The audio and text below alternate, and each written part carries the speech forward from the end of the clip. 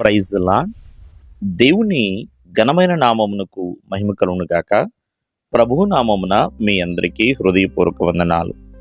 ఈ ఉదయకాలము దేవుని వాక్యాన్ని విందాం. ఆదికాండము 32వ అధ్యాయము 26వ వచనము. ఆయన తెల్లవారుచున్నది గనుక నన్ను పోనిమ్మనగా అతడు, నీవు నన్ను ఆశీర్వదించితేనే గాని నిన్ను పోనీయనెను. ప్రియులరా, ఇక్కడ యాకోబు మరి చక్కగా రాత్రంతా కూడా ప్రార్థన చేస్తున్నాడు. ఒంటరిగా మరి దేవునితో పోరాడుతున్నాడండి. ఒక మాటలో చెప్పాలి అంటే మరి ఎంతగానో దేవునితో పెనుగులాడుతున్నాడు. మరి దేవునితో పెనుగులాడే ప్రార్థన మరి ఎందుకోసము అంటే దేవుని యొక్క ఆశీర్వాద కోసమండి.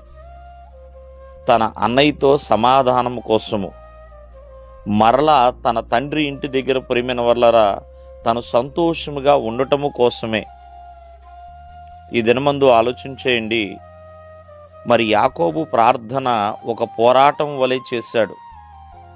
ప్రభు తన ప్రార్థన వినిపించుకోకపోయినా, ప్రభు తనని కొట్టినా, నేను వెళ్ళాలి అని చెప్పినా, కానీ ప్రేమైన వల్లరా తను ఏదైతే దేవుని ఎదుట నిర్దిష్టముగా అడగాలనుకున్నాడో దానినే అడిగాడండి. నీవు నన్ను ఆశీర్వదించితేనే గాని నేను నిన్ను పోనివ్వను అన్నట్లుగా. ప్రియమైన వల్లరా ప్రార్థనా పోరాటాన్ని తను కలిగి ఉన్నాడు. ఆ పోరాటము ఆశీర్వాద కోసమండి. దేవుని ఆశీర్వాదము ఎప్పుడైతే తను పొందుకున్నాడో ఇంకెన్నడూ కూడా ప్రియమైన వల్లరా తన జీవితము మోసంగా మారలేదు. యాకోబు చేసిన ప్రార్థన తనని ఇశ్రాయేలుగా మార్చేసింది. అంతేకాకుండా అబ్రహాము దేవుడు, ఇస్సాకు దేవుడు, యాకోబు దేవుడు అంతగా అటువంటి సమృద్ధిలోనికి నడిపించింది. తన పేరునే ఒక దేశానికి పెట్టేలా చేసిందండి. కాబట్టి ఎన్నో మార్లు ప్రార్థన చేస్తున్నప్పుడు నిరుత్సాహం రావచ్చేమో, నిరాశలు రావచ్చేమో, నిందలు రావచ్చేమో, ఎన్నో ఎదురు శ్రమలు రావచ్చేమో. అలా వస్తున్నాయి కదా, నీ ప్రార్థనా జీవితాన్ని ఆపకూడదండి. నువ్వు ప్రార్థన చేస్తున్నప్పుడు దేవుడు నిన్ను ఆశీర్వదిస్తూ ఉంటాడు.